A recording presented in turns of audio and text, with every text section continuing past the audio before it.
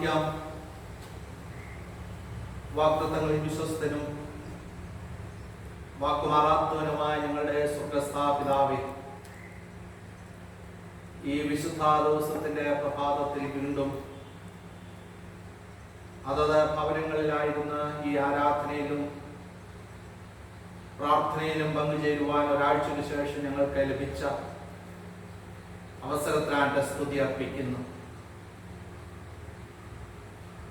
ലോകം മുഴുവനും, പ്രത്യേകിച്ച് ഞങ്ങളുടെ രാജ്യവും ഞങ്ങളുടെ സംസ്ഥാനവും പകർച്ചവ്യാധിയുടെ വലിയ പ്രയാസത്തിൽ കൂടെ കടന്നു പോകുന്നു. ഈ ഒരാഴ്ച സംഭവബുദ്ധമായ പല കാര്യങ്ങൾക്കും സാക്ഷ്യം വഹിച്ചു. വെള്ളപ്പൊക്കത്തിന്റെ കെടുതി അനുഭവിക്കുന്ന ജനങ്ങളെ ഓർത്ത് പ്രാർത്ഥിക്കുന്നു. കഴിഞ്ഞ ദിവസം ഉണ്ടായ വിമാന അപകടത്തിന് ദുരന്തം അനുഭവിച്ച പ്രയാസങ്ങളിൽ കഴിയുന്ന, വേർപാടിന്റെ ദുഃഖത്തിലുള്ള, ആശുപത്രിയിൽ കഴിയുന്ന ഏവരെയും ഓർത്ത് പ്രാർത്ഥിക്കുവാനും ഈ പ്രഭാത ആരാധനയുടെ മുഖ്യത്തിങ്ങൾ ഞങ്ങളെ അവിടുന്ന് ഇടയാക്കണമേ. ഇന്നത്തെ ആരാധനയിൽ ആരോടെന്നോ എടുത്തിന് സാന്നിധ്യം ഞങ്ങളോട് കൂടെ ഇരിക്കണമേ. യേശുവിന്റെ നാമത്തിൽ പ്രാർത്ഥനയെ കേൾക്കണമേ. ആമേൻ. കർത്താവിന്റെ സ്തുതിക്കായി ക്രിസ്തീയ ഗീതങ്ങളിൽ 204 ഗീതം, ഗീതം 204, അതിൻ്റെ 1, 2, 3, 4 അവസാനത്തെ ചരണങ്ങൾ നമുക്ക് ഒരുമിച്ച് പാടാം.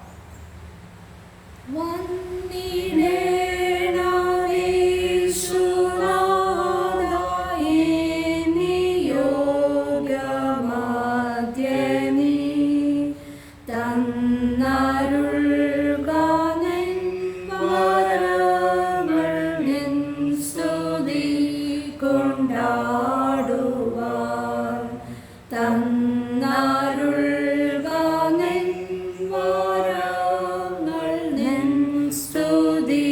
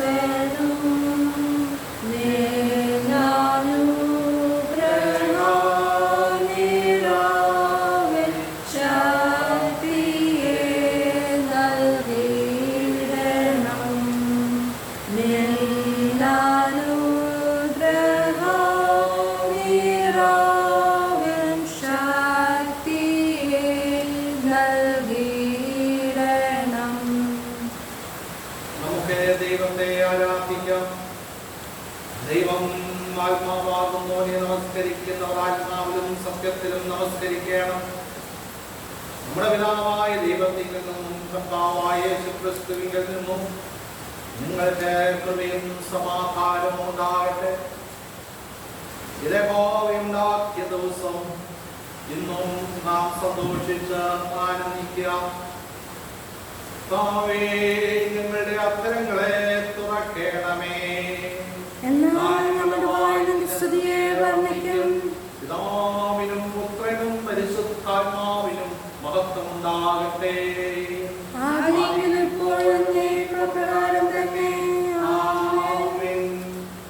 പ്രതിവാക്യമായിട്ട് മൂന്നാമത്തെ പ്രാർത്ഥന നമുക്ക് ഈ സമയത്ത് ഉപയോഗിക്കാം. യഹോവ തന്റെ വിശുദ്ധ മന്ദിരത്തിലുണ്ട്. സർവഭൂമിയും അവന്റെ സന്നിധിയിൽ മൗനമായിരിക്കട്ടെ.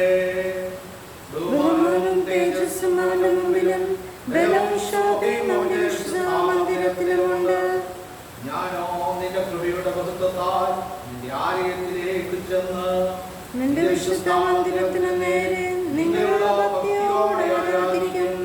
യഹോവ എന്റെ വെളിച്ചവും എന്റെ രക്ഷയുമാകും.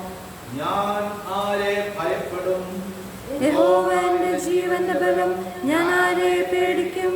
അവൻ നമ്മുടെ പാപങ്ങൾക്കൊത്തവണ്ണം നമ്മോട് ചെയ്യുന്നില്ല, നമ്മുടെ അത്യങ്ങൾക്കൊത്തവണ്ണം നമ്മോട് പകരം ചെയ്യുന്നതുമില്ല. ആകാശം ഭൂമിക്ക് മേലെ ഉയർന്നിരിക്കുന്നത് പോലെ അവന്റെ ദയ അവന്റെ ഭക്തന്മാർക്ക് വലുതായിരിക്കുന്നു. യഹോവ എനിക്ക് ചെയ്ത സകല ഉപകാരങ്ങൾക്കും ഞാൻ അവന് എന്ത് പകരം കൊടുക്കും? ഞാൻ രക്ഷയുടെ പാനപാത്രം എടുത്തു യഹോവയുടെ നാമം വിളിച്ചപേക്ഷിക്കും.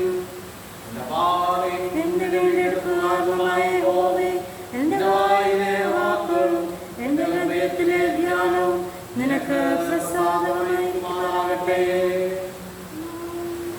സർവശക്തനായ ദൈവമേ, ഞങ്ങളുടെ സ്വർഗ്ഗസ്ഥ പിതാവേ, ഞങ്ങളുടെ ഹൃദയങ്ങൾ സമാധാനവും സ്വസ്ഥതയും കണ്ടെത്തുന്നത് അങ്ങിൽ മാത്രമാകുന്നുവല്ലോ. ഈ പ്രഭാതാരാധനയുടെ സമയത്ത് അങ്ങേ തന്നെ ഞങ്ങൾക്ക് വെളിപ്പെടുത്തി തരണമേ. അങ്ങയുടെ ആത്മീയവരങ്ങൾ ഞങ്ങളുടെ മേൽ പകരണമേ. ഈ വിശുദ്ധമായ ശാന്തസമയം ദൈവിക കാര്യങ്ങളിൽ നിങ്ങൾക്ക് പ്രയോജനമായി തീരുവാൻ അങ്ങേക്ക് ചെയ്യുവാൻ തന്നിരിക്കുന്ന വേലയെ തെളിയിക്കേണ്ടതിന് ഞങ്ങളെ പുതുക്കി ശക്തീകരിക്കുവാൻ ഞങ്ങളെ കർത്താവായ യേശുക്രിസ്തു മൂലം കൃപ ചെയ്യണമേ.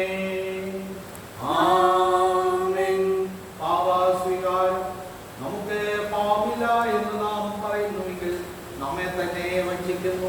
സത്യം നമ്മിലില്ലാതെയായി നമ്മുടെ പാപങ്ങളേക്ക് പറയുന്നുവെങ്കിൽ അവൻ നമ്മോട് പാപങ്ങളെ ക്ഷമിച്ച് സകല അനീതിയും പോക്കി നമ്മെ ശുദ്ധീകരിക്കുവാൻ തക്കവണ്ണം വിശ്വസ്തനും നീതിമാനും ആകുന്നു.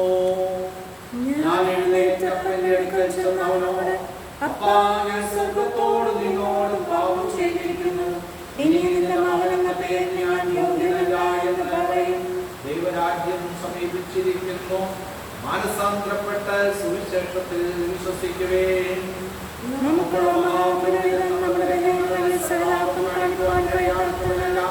പാവമൊഴികെ സർവ്വത്തിലും നമുക്ക് തുല്യമായി പരീക്ഷിക്കപ്പെട്ടവനത്രേ നമുക്കുള്ളത്. നമ്മെ തന്നെ ശോധന ചെയ്യാം. നമുക്ക് നമ്മുടെ പാപങ്ങളെ സർവശക്തനായ ദൈവത്തോട് വിനയമായി ഏറ്റുപറയാം. മൂന്നാമത്തെ പ്രാർത്ഥന നമുക്ക് ഒരുമിച്ച് പ്രാർത്ഥിക്കാം. ദൈവമേ, നിന്നിലേക്ക് തക്കവണ്ണം എന്നോട് കൃപയുണ്ടാകണമേ. നിന്റെ കരുണയുടെ പ്രകാരം എന്റെ ലംഘനങ്ങളെ മായ്ച്ചുകളയണമേ.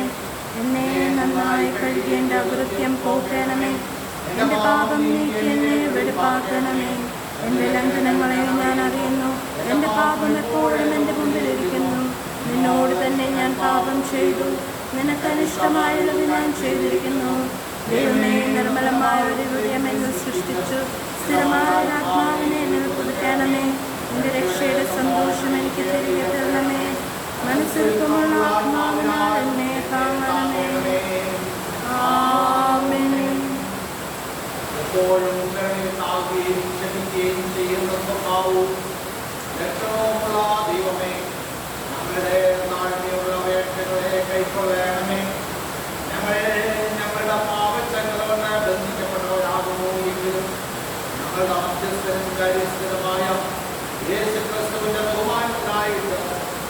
അങ്ങയുടെ മഹാകരുണയോടുകൂടെ കണ്ടുകൊണ്ട് ഞങ്ങളെ അഴിച്ചുവിടണമേ.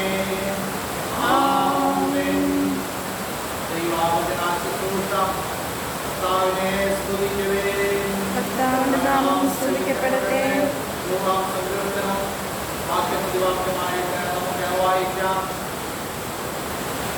സകലാവാസികളുമായുള്ളവരെ കാണിക്കാപ്പെടുകയും സന്തോഷത്തോടെ യഹോവയെ സേവിക്കുകയും സംഗീതത്തോടെ അവന്റെ സന്നിധിയിൽ വരുകയും യഹോവ തന്നെ ദൈവമെന്നറിയുവിൻ. അവൻ നമ്മെ ഉണ്ടാക്കി, നാം അവനുള്ളവരാകുന്നു. അവന്റെ ജനവും അവൻ മേയ്ക്കുന്ന ആടുകളും തന്നെ. അവന്റെ വാക്കുകളിൽ സ്തോത്രത്തോടും അവന്റെ പ്രകാരങ്ങളിൽ സ്തുതിയോടുകൂടെ വരുകയും അവന് സ്തോത്രം ചെയ്ത് അവന്റെ നാമത്തെ വാഴ്ത്തുകയും. യഹോവ നല്ലവനല്ലോ, അവന്റെ ദൈവനേക്കുമുള്ളത് അവന്റെ വിശ്വസ്തത തലമുറ തലമുറയായും ഇരിക്കുന്നു.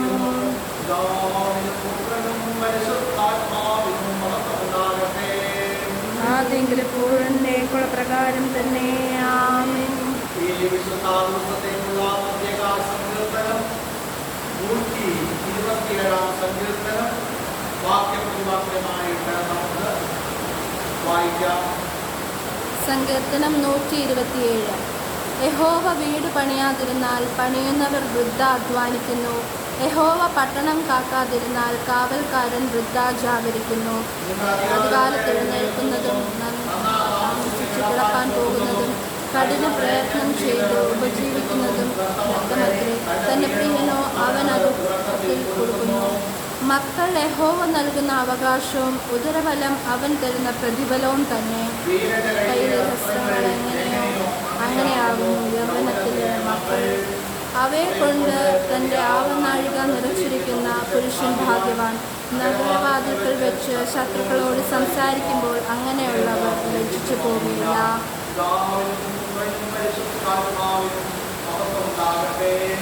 ആദ്യമെങ്കിലും എപ്പോഴും നേക്കുള്ള പ്രകാരം തന്നെ. ആമേൻ. പ്രാർത്ഥിക്കാം. സ്നേഹവാനും നിത്യവും പരിശുദ്ധനുമായ ഞങ്ങളുടെ സ്വർഗ്ഗസ്ഥപിതാവേ, ദൈവവചനം ധ്യാനിക്കാൻ ഈ പ്രഭാതത്തിൽ ഞങ്ങൾക്ക് ലഭിച്ച അവകാശത്തിനായിട്ട് കർത്താവിന്റെ വീണ്ടെടുക്കുവാനുമായി പോയി അതിന്റെ വായിലെ വാക്കുകളും നമ്മൾ ഓരോരുത്തരുടെയും ഹൃദയത്തെ ധ്യാനം അങ്ങേക്ക് പ്രസാദകരമായിരിക്കുമാറാകട്ടെ. ആമേൻ. ഈ വിശുദ്ധ ദിവസത്തെ ദൈവ വചനാർത്ഥത്തെക്കായിട്ട് 2 വേദഭാഗങ്ങൾ ഞാൻ വായിക്കും. ഉൽപ്പത്തി പുസ്തകം 2-ാം അധ്യായം അതിന്റെ 18-ാമത്തെ വാക്യം. അനന്തരം യഹോവയായ ദൈവം മനുഷ്യൻ ഏകനായിരിക്കുന്നു എന്നല്ല, ഞാൻ അവനെ തക്കതായ ഗുണ ഉണ്ടാക്കി കൊടുക്കും എന്ന് അറിയിച്ചു. Then the Lord God said, "It is not good that the man should be alone. I will make him a helper fit for him." രണ്ടാമത്തെ വേദഭാഗം വിശുദ്ധ മത്തായിയുടെ സുവിശേഷം 19-ാം അധ്യായം അതിന്റെ 6-ാമത്തെ വാക്യം. അതുകൊണ്ട് അവർ നേരാൽ 2 അല്ല, ഒരു ദേഹമത്രേ ആകയാൽ ദൈവം യോജിപ്പിച്ചതിനെ മനുഷ്യൻ വേർതിരിക്കരുത് എന്ന ഉത്തരം പറഞ്ഞു. So they are no longer two, but are flesh.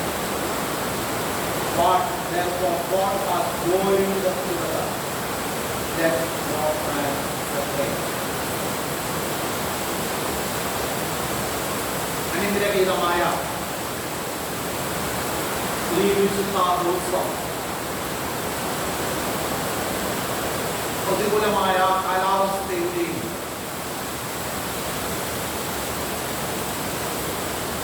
വളരെയധികം പ്രതിസന്ധികൾ നമ്മുടെ ചുറ്റുപാടുകളിലും നമ്മുടെ സംസ്ഥാനത്തും രാജ്യമെമ്പാടും നിലനിൽക്കുന്നതായ ഈ പ്രത്യേക സാഹചര്യത്തിൽ ദൈവവചനത്തിൽ നിന്ന് ഈ രാവിലെ സമയവും ചില ചിന്തകൾ പങ്കിടുവാൻ ദൈവം നൽകിയ അവസരത്തിനായിട്ട് സ്തോത്രം ചെയ്യും. ഇന്നത്തേക്കുള്ള വേദഭാഗങ്ങൾ പ്രത്യേക ചിന്താ വിഷയത്തെ അടിസ്ഥാനമാക്കി ക്രമീകരിച്ചിരിക്കുന്നതാണ്. വിവാഹം, ഉടമ്പടിയുടെ ആഘോഷം, മാരേജ്, celebration of covenant. ആ ചിന്താ വിഷയത്തെ അടിസ്ഥാനമാക്കിയുള്ള വേദഭാഗങ്ങൾ ഉൽപ്പത്തി പുസ്തകം 2-ാം അധ്യായം 18 മുതൽ 25 വരെയുള്ള വാക്യങ്ങളും ഇപ്പോൾ വാക്യപ്രതിവാക്യമായിട്ട് വായിച്ച 127-ാം സങ്കീർത്തനവും ലേഖനഭാഗമായിട്ട് എബ്രായർക്കെഴുതിയ ലേഖനം 13-ാം അധ്യായം അതിന്റെ 1 മുതൽ 6 വരെയുള്ള വാക്യങ്ങളും സുവിശേഷ വേദഭാഗം സുവിശേഷം 19-ാം അധ്യായം 3 മുതൽ 6 വരെയുള്ള വാക്യങ്ങളുമാണ്.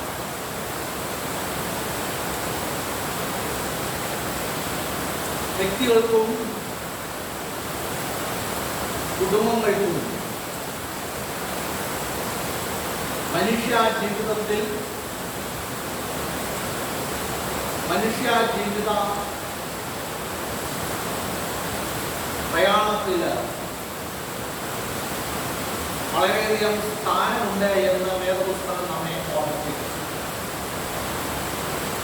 ഭക്തനായ മനുഷ്യരെ പറഞ്ഞിരിക്കുന്നു, ബന്ധങ്ങളുടെ ഒരു സമുച്ചയമാണ് മനുഷ്യ ജീവിതം. മനുഷ്യന്റെ എല്ലാവിധമായ ബന്ധങ്ങളും ആരംഭിക്കുന്നത് കുടുംബം എന്ന ബേസിക് യൂണിറ്റ് അല്ലെങ്കിൽ അടിസ്ഥാന ഘടകത്തിൽ നിന്നാണ്. അതുമാത്രമല്ല, ചുമതല പറഞ്ഞിരിക്കുന്നു, ആയാപത്ത് ബന്ധമാണ് കുടുംബങ്ങളിലെ ബന്ധങ്ങൾക്ക് ആരംഭിക്കുന്നത്. കുടുംബത്തിലെ മറ്റ് ബന്ധങ്ങൾ, മാതാപിതാക്കൾ, മക്കൾ, സഹോദരങ്ങൾ, സഹോദരിമാർ, എന്നിവയെല്ലാം വിവാഹ ബന്ധത്തിന്റെ അനന്തര ഫലങ്ങളാണ് എന്നും സൂചിപ്പിക്കുന്നു. ഇവയെല്ലാം മനുഷ്യ ജീവിതത്തിൽ കാലക്രമേണ സംഭവിക്കുന്ന കാര്യങ്ങളാണ്. എന്നാൽ ദൈവത്തിന്റെ വചനം വിവാഹത്തെക്കുറിച്ച് പറയുന്ന വിവാഹം സ്ത്രീയും പുരുഷനും തമ്മിലുള്ള ഉടമ്പടിയാണ്. മറ്റ് ബന്ധങ്ങൾക്കെല്ലാം കാരണമാകുന്ന വിവാഹ ഉടമ്പടി ഒരു വലിയ ആഘോഷത്തിന്റെ ഉടമ്പടിയായിട്ട് മാറുന്നു എന്നതാണ് ഇന്നത്തെ ചിന്താവിഷയത്തിൽ അടങ്ങിയിരിക്കുന്നത്.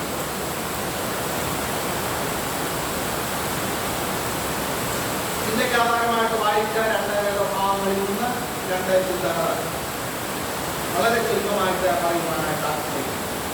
ഒന്നാണ് സ്വന്തം വ്യക്തിത്വത്തെ അറിയുക. Identifying one's own personality.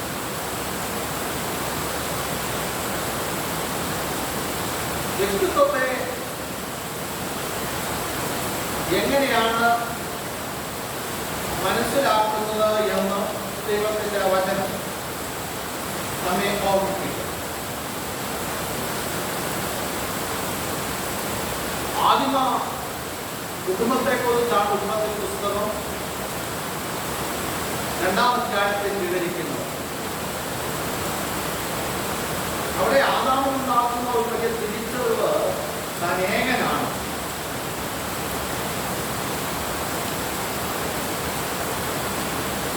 Eden തോട്ടത്തിന്റെ എല്ലാ സൗകര്യങ്ങളും എല്ലാ ജീവജാലങ്ങളുടെ മേലുള്ള അവന്റെ അവകാശവും ഇവിടെ നാം മനസ്സിലാക്കുന്നത് ആദാമിന്റെ ഏകാന്തതയെ പരിഹരിക്കുന്നില്ല എന്നുള്ളതാണ്. ദൈവത്തിന്റെ കൽപ്പന പ്രകാരം അവൻ സകല ജീവജാലങ്ങളെയും കാണുകയും അവയ്ക്ക് പേരിടുകയും ചെയ്തു. എന്നാൽ തന്റെ ശരീരത്തിലും തന്റെ മനസ്സിലും താൻ ഏകാന്തത അനുഭവിക്കുന്നു എന്ന ആദ്യം മനുഷ്യൻ തിരിച്ചറിഞ്ഞു.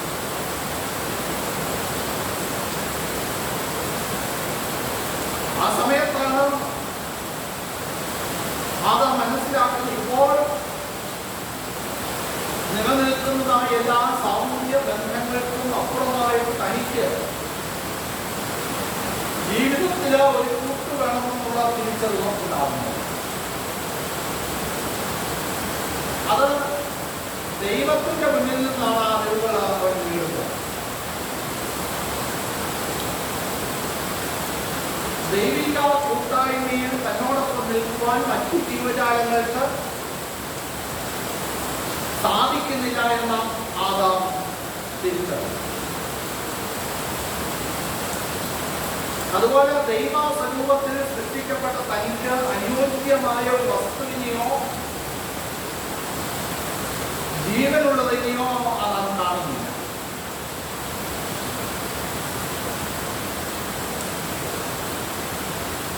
തൻ്റെ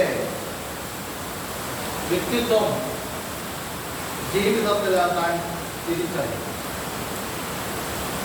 ദൈവിക ഛായയിൽ സൃഷ്ടിക്കപ്പെട്ട് തനിക്ക് കൂട്ടായി നിന്ന് ഒരുമിച്ച് ദൈവത്തിന് മുൻപിൽ നിൽക്കാൻ ഒരു വ്യക്തി വേണം എന്ന് താൻ ആഗ്രഹിക്കുന്നു.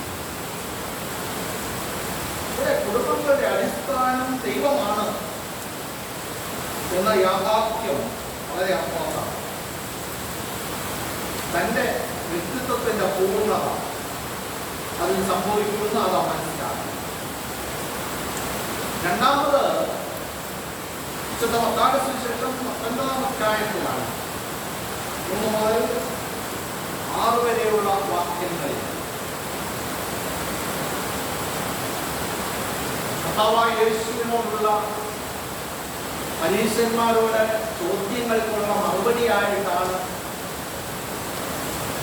കർത്താവായ ദൈവിക ഉദ്ദേശം, വിവാഹത്തെക്കുറിച്ചുള്ള ദൈവിക ഉദ്ദേശം, കുടുംബ ജീവിതത്തിന്റെ അനുഗ്രഹത്തെക്കുറിച്ചൊക്കെ വിവരിക്കും.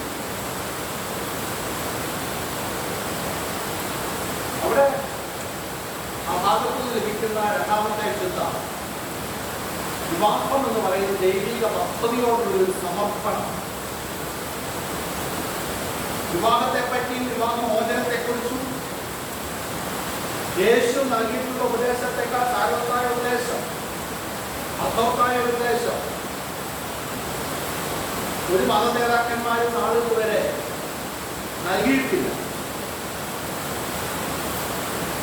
ദൈവത്തിന്റെ ഉപദേശപ്രകാരം വിവാഹത്തിലൂടെ ദമ്പതികൾ ദൈവിക പദ്ധതിയുടെ ഭാഗമായിട്ട് തീരുന്നു. ദൈവഹിതപ്രകാരം ഓരോ വിവാഹവും സാധ്യമാക്കുന്നതോടെ ദൈവം ഏതനിൽ സ്ഥാപിച്ച ആരംഭിച്ച ആദ്യ കുടുംബമാണ് ചങ്ങലയിൽ ചേർക്കപ്പെടുകയാണ്. അതുകൊണ്ടാണ് ദൈവത്തോടുകൂടെ ആരംഭിക്കുകയും പരിശുദ്ധാത്മാവിനാൽ നയിക്കപ്പെടുകയും ചെയ്യുന്നതിലൂടെ മാത്രമേ കുടുംബജീവിതം അദൃശ്യമായ ദൈവത്തിന്റെ കൃപ സ്വീകരിക്കുന്ന ഒരു മുഖാന്തരമായിട്ട് മാറുന്നു എന്ന് മനസ്സിലാക്കാൻ കഴിയും. വളരെ പ്രാർത്ഥനയോടെ സമർപ്പണത്തോടെ വിവാഹ ജീവിതത്തിൽ പ്രവേശിക്കുന്നതിലൂടെ സാധ്യമാകുന്ന ഓരോ കുടുംബവും ഇതിനെ സ്വന്തമായിട്ട് തീരുന്നു. തലമുറകൾ ദൈവിക അനുഗ്രഹത്തിന്റെ അംശങ്ങളായിട്ട് തീരുന്നു എന്ന സത്യം കൂടെ നാം മനസ്സിലാക്കും. ഇത് ആദ്യമേ പറഞ്ഞതുപോലെ ചിന്താവിഷയത്തിൽ നാം കാണുന്നത് പോലെ ഒരു കരാറല്ല, ഒരു ഉടമ്പടിയാണ്. ശാശ്വതമായ ഒരു ഉടമ്പടി ബന്ധം, അനുഗ്രഹീതമായ ജീവിതത്തിന് ഉടമകളായി നിൽക്കുവാനുള്ള വലിയാഹ്വാനമാണ് കർത്താവിലൂടെ നൽകുന്നത്. ദൈവകൃപയിൽ പൂർണ്ണമായിട്ടും ആശ്രയിച്ച്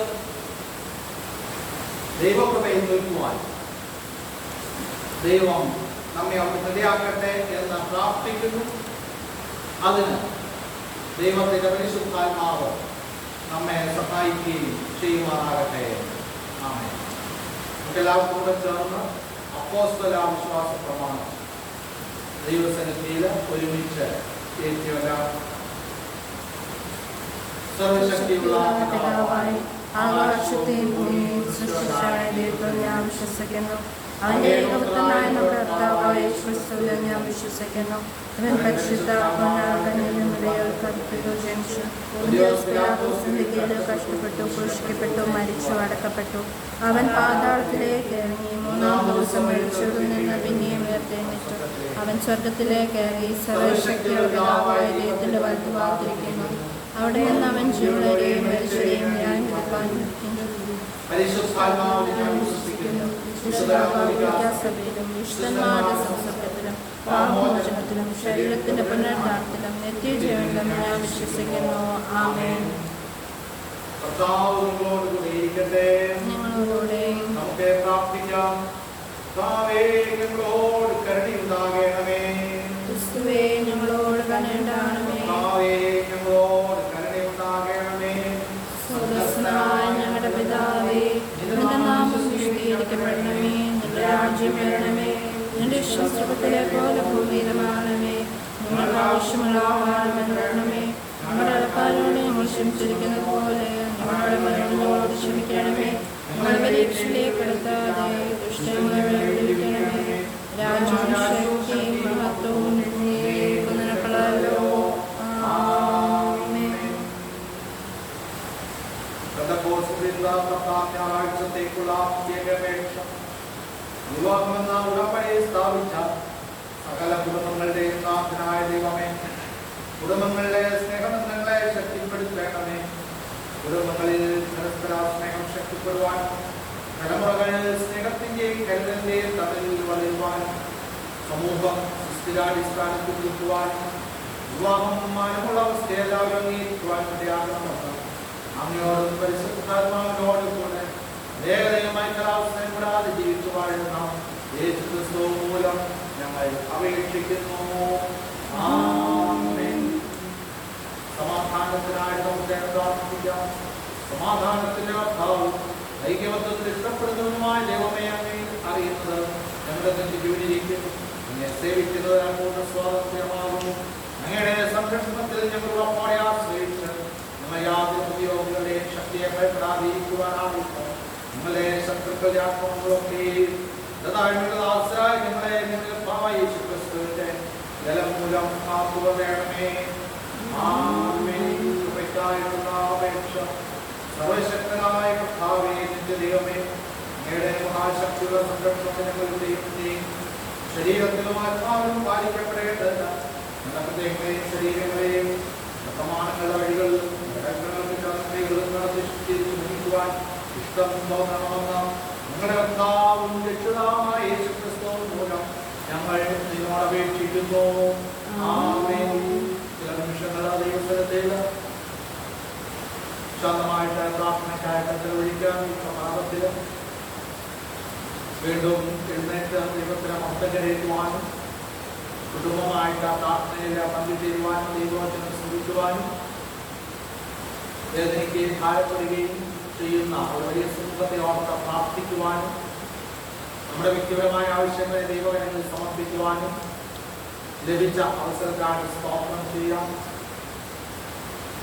നമ്മുടെ രാജ്യവും സംസ്ഥാനവും വലിയ പ്രതിസന്ധിയിൽ കൂടെ കടന്നു പോകുന്നു. പ്രത്യേകിച്ച് നമ്മുടെ സംസ്ഥാനം പകർച്ചവ്യാധിയുടെ വലിയ പ്രയാസങ്ങൾ അനുഭവിക്കുന്നു. കാലാവസ്ഥയുടെ പ്രതികൂലമായ അവസ്ഥയിൽ ഭാരപ്പെടുന്നവരും ഭവനങ്ങൾ നഷ്ടപ്പെട്ടവരും ഇതവരെയും നഷ്ടപ്പെട്ടവരും വേർപാടിന്റെ ദുഃഖത്തിലായിരിക്കുന്നവരും അനേകരുടെ സംരക്ഷണത്തിൽ കീഴിലായിരിക്കുന്നവരെയും തിരിക്കരങ്ങൾ സമർപ്പിച്ചുകൊണ്ട് പ്രാർത്ഥിക്കാം. കഴിഞ്ഞ ദിവസമുണ്ടായ വിമാനാപകടത്തിൽ വേർപാടിന്റെ ദുഃഖത്തിലായ കുടുംബങ്ങളെയും ഗുരുതരമായ പരിക്കുകളേറ്റ് ആശുപത്രികളുടെ ചികിത്സയിലായിരിക്കുന്നവരെയും അപകടത്തിൽ നിന്ന് രക്ഷപ്പെട്ടവരെയും കുടുംബങ്ങളെയും വേദനിക്കുന്നവരെയും എല്ലാം തിരുക്കരങ്ങളിൽ സമർപ്പിക്കാം. ശുശ്രൂഷിക്കുന്നവർ, ആദര ശുശ്രൂഷ രംഗത്തായിരിക്കുന്നവർ, സാമൂഹ്യ സേവന രംഗത്തായിരിക്കുന്നവർ, പൊതുജനാരോഗ്യ പ്രവർത്തകർ, എല്ലാവരെയും തിരുക്കരങ്ങളിൽ സമർപ്പിക്കാം. വേദനിക്കുന്നവർ, രോഗത്തിൽ നിന്ന് വിടുതൽ ലഭിച്ചിട്ടുള്ളവർ, കർഷക പ്രയാസത്തിൽ നിന്ന് വിടുതൽ ലഭിച്ച് ഭവനങ്ങളിൽ വിശ്രമത്തിലായിരിക്കുന്നവർ, വാർദ്ധക്യത്തിന്റെ ക്ഷീണതയെ അനുഭവിക്കുന്നവർ, ഏകാന്തതയെ അനുഭവിക്കുന്നവർ, മാതാപിതാക്കൾ, യുവതി യുവാക്കൾ, കുഞ്ഞുങ്ങൾ, കുഞ്ഞുങ്ങൾ എല്ലാവരെയും തിരുക്കരങ്ങളിൽ സമർപ്പിച്ചുകൊണ്ട് പ്രാർത്ഥിക്കാം. ഇതുവരെ നടത്തിയ ദൈവം, ഇതുവരെ പരിപാലിച്ച ദൈവം, കൂടെയുള്ളതിനെ ഓർത്ത് ദൈവത്തിന് സ്തോത്രം ചെയ്യാം.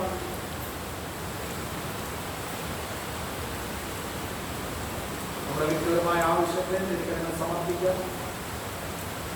ഇടവകയെ ഓർക്കാം. എല്ലാ കുടുംബങ്ങളെ ഓർത്ത് പ്രാർത്ഥിച്ച ഉപസഭയെ ഓർക്കാം. ശുശ്രൂഷ നിർവഹിക്കുന്ന കുടുംബത്തെ ഓർക്കാം. അവിടെയുള്ള എല്ലാ കുടുംബങ്ങളെയും ഓർക്കാം. വെള്ളപ്പൊക്കത്തിന്റെ ഭീഷണിയിൽ കഴിയുന്ന ആ കുടുംബങ്ങളെ ഓർക്കാം. ഈ കഴിഞ്ഞ ആഴ്ച ചെറുതിനും വിവാഹ വാർഷികം ആഘോഷിച്ച എല്ലാവരെയും ഓർത്ത് പ്രാർത്ഥിക്കാം. നിരവരായിട്ട് അവരെയൊക്കെ ഓർക്കാം. ഇവിടെ പ്രാർത്ഥന അപേക്ഷിച്ചിട്ടുള്ളവരെ തിരുക്കരങ്ങളിൽ സമർപ്പിച്ചുകൊണ്ട് പ്രാർത്ഥിക്കാം. ഒരു നിമിഷം നമുക്ക് എല്ലാ കാര്യങ്ങളെയും തിരുക്കരങ്ങളിൽ സമർപ്പിച്ച് ശാന്തമായിട്ട് മൗനമായിട്ട്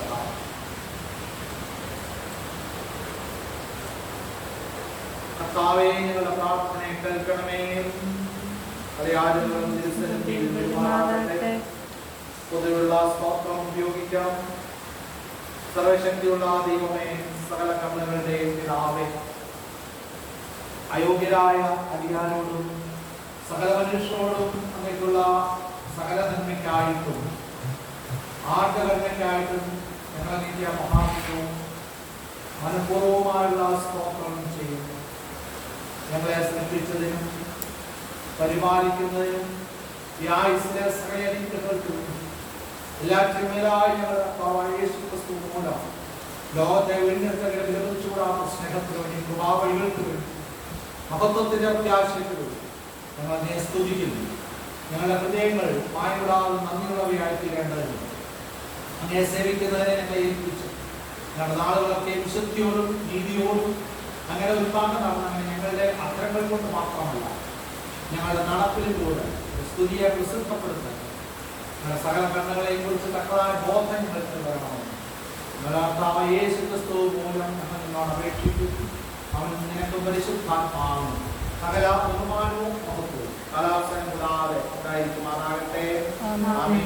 കർത്താവേ, അങ്ങയെ നോക്കി വിളിക്കുന്നവരായ ജനമക്കളുടെ പ്രാർത്ഥനകളെ കരുണയോടെ കൈക്കൊള്ളണമെന്ന് ഞങ്ങൾ നിങ്ങളെ അപേക്ഷിക്കുന്നു.